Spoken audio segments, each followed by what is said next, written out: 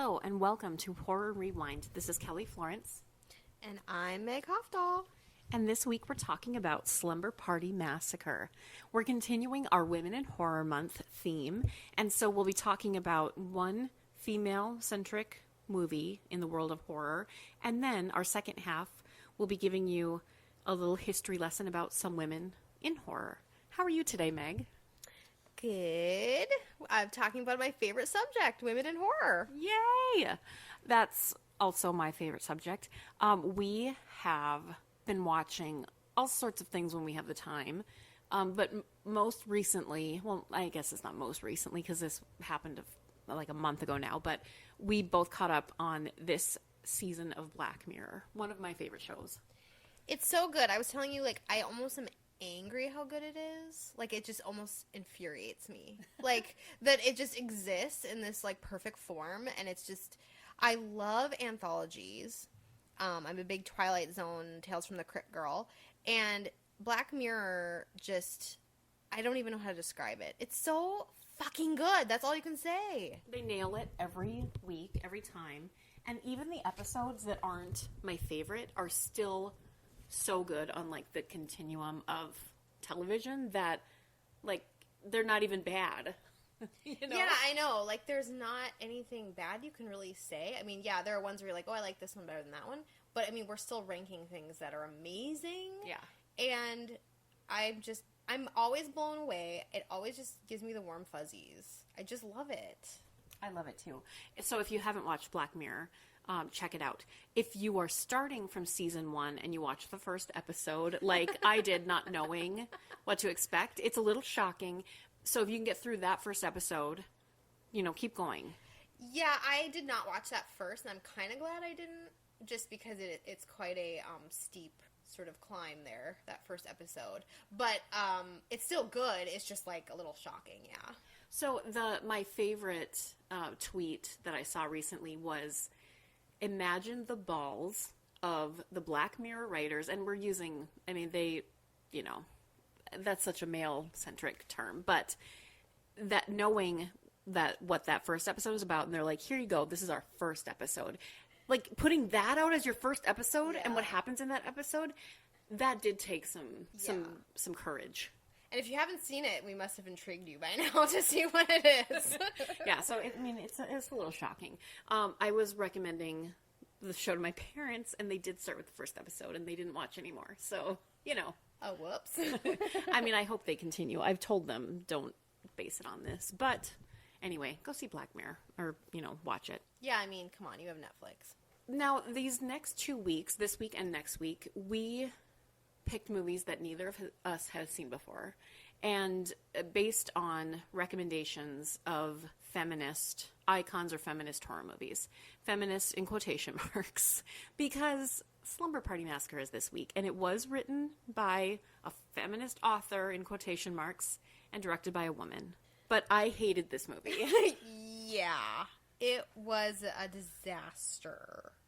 I was so mad about it, but then I was like, well, no, we should talk about this because we need to point out all the things that are wrong so that people don't hold this up as a shining example of feminist horror. Well, and here's the interesting thing, if something's automatically directed by a woman and written by a woman, you feel a sort of comfort that it's going to lead you down a certain direction. But it was actually one of the more sexist movies I've seen in a long time. This has to be one of the most sexist movies I've seen. It is when people are speaking in a derogatory way about horror movies, and it kind of drives me nuts. Just the other day, somebody's like, oh, it's not a typical horror movie, and you know what they think a typical horror movie is? This is what they're talking about. It's TNA, and that's about it. Okay, I literally never watched this movie because of the DVD or VHS cover, or, the cover on that you see scrolling through, because it's so sexist. I'm like, no, I know exactly what this movie's going to be, and it was. I was reading up on it, and someone described the cover as a phallic sort of deal, and it is. It's a bunch of women being threatened by a large penis-looking tool. And I timed it. I not on purpose. I was hoping I wouldn't have to do this, but the first boobs show up in less than 2 minutes. Yes, there's so many boobs in this movie. Just a ton of boobs. And one of my favorite things they did is they had supposed teenage girls getting all naked in front of each other, like at a slumber party. I'm here to tell you that doesn't happen. No. And girls don't shower in front of each other either in the high school gyms. It's I mean, like, at least we never did. I mean, like, if women aren't insecure enough about their bodies when we're teenagers, we're like 20 times more insecure. And I'm sorry, I just was never invited. Maybe that does happen. I was just never invited to one of those where, like, we just all get naked and change in front of each other. So there's just constant topless women for no reason. Like, there's no purpose to it. Mm-hmm.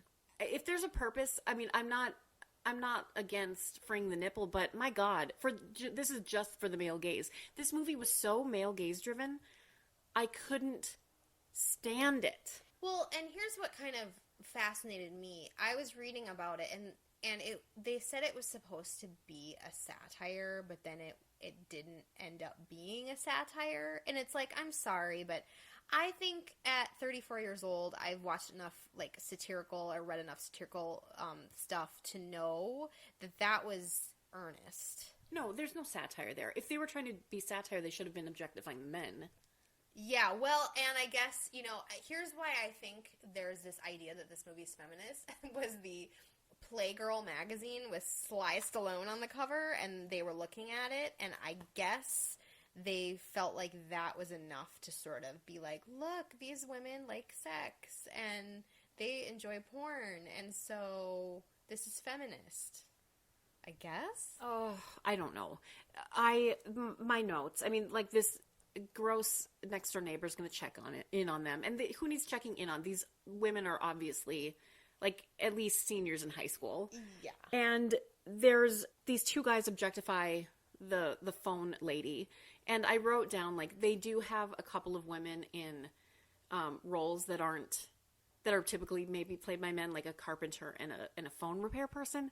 But it just pissed me off because they just get objectified and murdered. I'm just thinking about somebody who's like, I've never listened to Horror Rewind before. I love Slumber Party Massacre. Click. And then they're listening to us just go on and on. But this is what you get, guys. Sorry. This movie is just a big dump. They panned, I wrote down more naked women. There's literally a panning shot up and down for no reason while somebody's having dialogue. They just pan up and down her body. Oh, right. Yeah. And it's not like a point of view shot of the killer or anything. It's literally just the camera going up and down her body. Oh, and can I just sidebar? The killer is literally a dude in a jean jacket. Yeah. He's so not scary. No, he's not scary at all. I said an escaped murderer having to murder people because people end up in his way or something is more interesting than I'm going to randomly kill women because I get off on it. Yeah. In this, apparently. I mean, and then I guess his, like, thing is that he uses, like, different penis-like tools. It's like, okay. But it just... I don't know. There was a ton of fake jump scares. Somebody's head fell off, and I said that I liked that. Because at this point... What happened with the pizza guy? Oh, that was so stupid. Like, okay, the pizza guy knocks, and they're like talking through the door. Yeah, pizza guy and they're like, how much do we owe you? They ask through the door because that's how you always talk to police guys. And he's like $6. No, he said how much something, and he's like, I've got 6 or something because it was a murderer talking.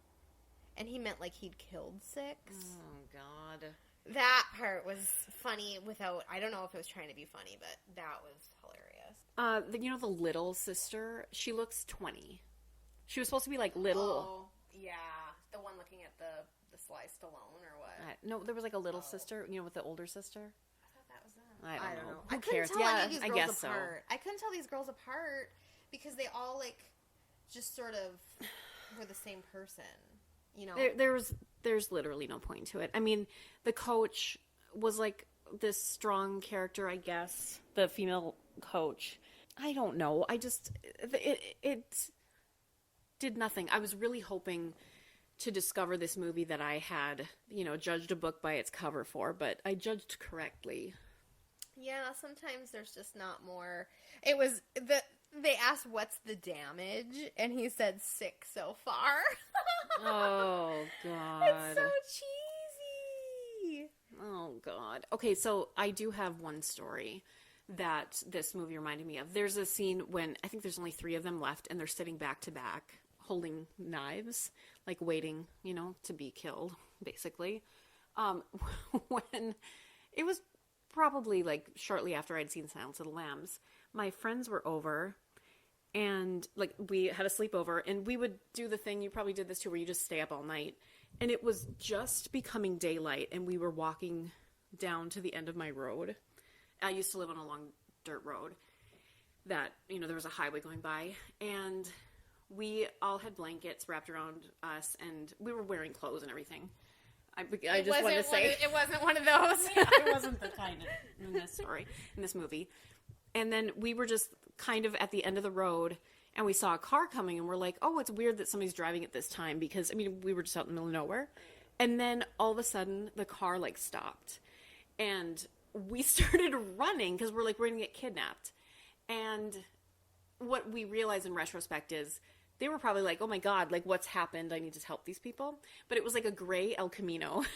Those cars, it's almost like a truck or whatever. Yeah. We started running. My friend at the time had 2 broken wrists, and she tripped and fell. And I yelled, I'm like, I won't let him take you. I'll take me instead. We literally thought we were getting kidnapped. But, they drove away. We ran home, and we sat with knives like that, back to back. Because we're like, they're coming to kidnap us. But we were so overly tired and, ridiculous. We did not get kidnapped. Well, but maybe it was a bad person. You don't know. Yeah. Maybe you were right. Maybe your instinct was right that somebody in El Camino that just stops in the middle of the road is a molester. But, I don't think we slept at all because we were too nervous. But it was fine. That's the only thing that I've got for this movie because it was a pile of garbage. Yeah, it was. It really was. I was watching it on Amazon, so they had the X-ray part on there where it has little tidbits, VH1 pop-up video is what it makes you think of. But one thing it said was that they reshot the whole ending, that he'd never went in the pool. They had to reshoot, or they basically the ending they had before was even dumber. And so the pool thing, I guess, was the better climax. But then they pointed out after he's in the pool he's not wet anymore. There was just really bad editing. It's very low budget. I did kind of like some of the music in it. It had some gothic Vincent Price feel in the beginning, music wise. But this was just a stinker. This was the kind of movie that people assume all horror movies are like. They see a movie like this and they're like, well, why would you be a horror fan? Why would you work in horror? Because this is trashy, and that's what it was. And it's not, there was nothing scary about it. Even the jump scares weren't scary. Nothing made me feel anything except rage. Or boredom. Yeah. Yeah. So, no, I'm sorry. I don't recommend this. Out of 0 to 10, what are we going to give it? What are we going to base it on? Pizza guy eyeballs that are missing? Yeah. Because I don't even care. I'm giving it 0.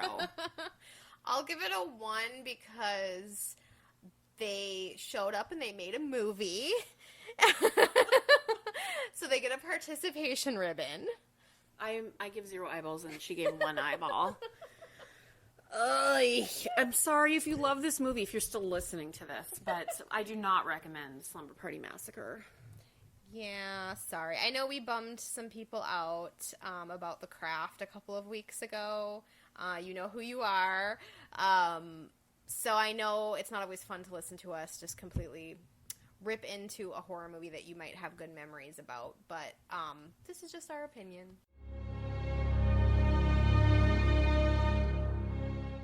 After the review of Slumber Party Massacre, we wanted to give you something positive in this episode, something that we loved. And so we're going to talk about The Descent. It came out in 2005 in England and 2006 in the US. Remember, it was marketed as the first all-female horror movie. I think there's only one man in the cast, and he's just at the very beginning. It has an 85% on Rotten Tomatoes, and Roger Ebert gave it 4 out of 4. Meg and I saw this movie in the theater, and we loved it.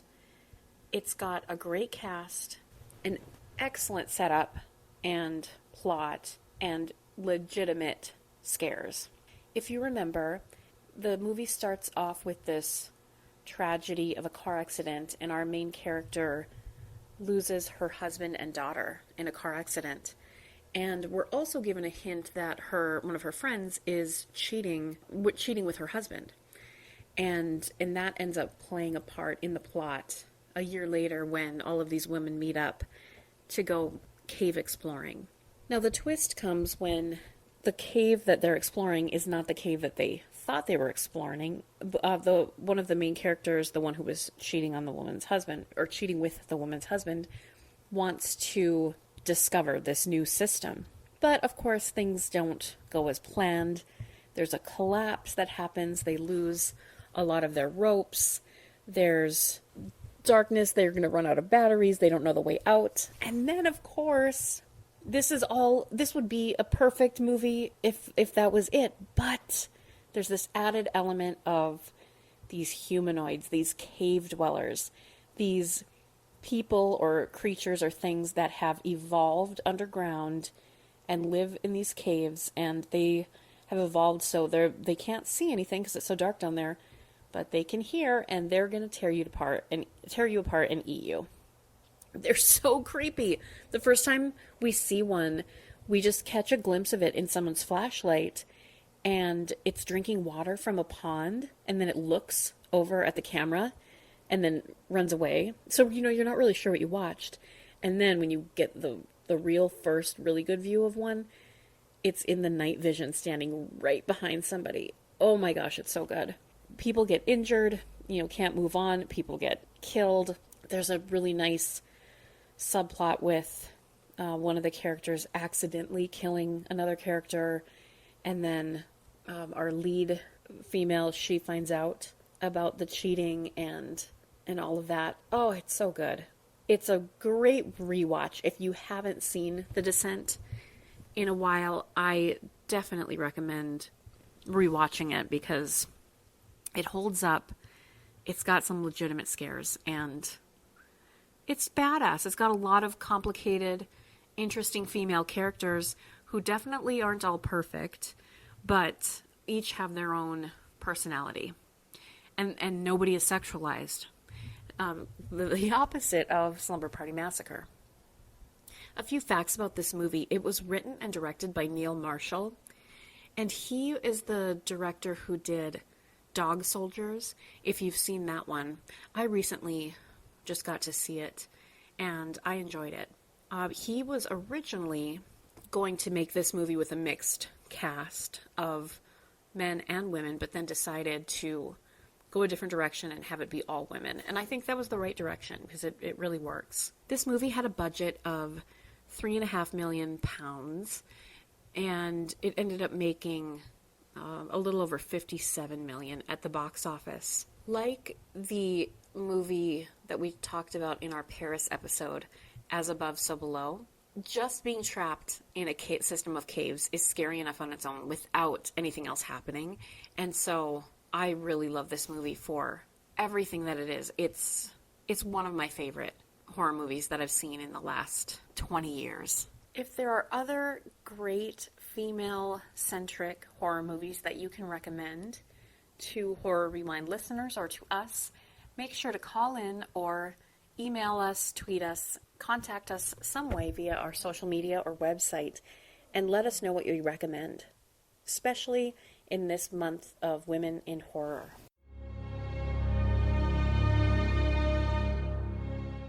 Hey guys, Meg here. As you guys know, I am a horror author, and horror and suspense and gothic literature is a very important part of my life.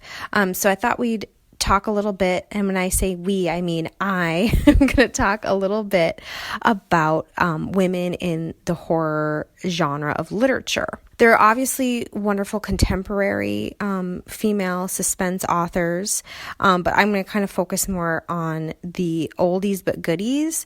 I think it's important when we are studying women in horror media to really go way back into the archives and sort of see where women like myself came from, and how we can find inspiration in those women. So as you might know, you might have been hearing that this is the 200-year anniversary of Frankenstein by Mary Shelley. It was published in 1818. Now, this novel came about because of a competition, which you may have heard about, between Mary Shelley, several of her well-known author friends, and also her husband, who is known as quite a accomplished romantic poet. Now, something that I sort of have fixated on my whole sort of career and life is that Mary Shelley wrote Frankenstein when she was 19. That just sort of puts everything into perspective for me. And it's something that when I was around that age, I started to sort of use that as like, why can't I accomplish more? If Mary Shelley can write Frankenstein when she's 19, why can't I get my act together? So that's a pretty lofty goal. Most of us won't write, such an amazing novel at that age, but I think it speaks to, who she was surrounded by. Her mother was well known in sort of the community of women activists, and Frankenstein itself was actually kind of a feminist work. I studied it in college, and I wrote a paper about sort of the rejection of the female and the domestic in that novel. So that's obviously a great place to start. I also want to talk about just some of my other favorite female-written horror suspense. Now, in college, some of us have probably, in fact, a lot of us, have probably read The Lottery, or even in high school. That's kind of an easy story to start with when deconstructing fiction.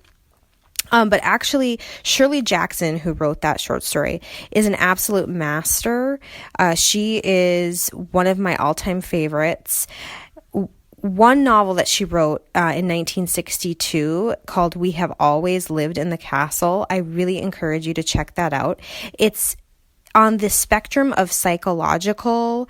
It's not gory or anything like that, but it will haunt your dreams. It is just so well written and magnificent. It's one of my favorite books. She's also well known for writing Haunting of Hill House, which came out in 1959. That really cemented her career, and she was able to really enjoy success alive, which not all of these authors have been able to do.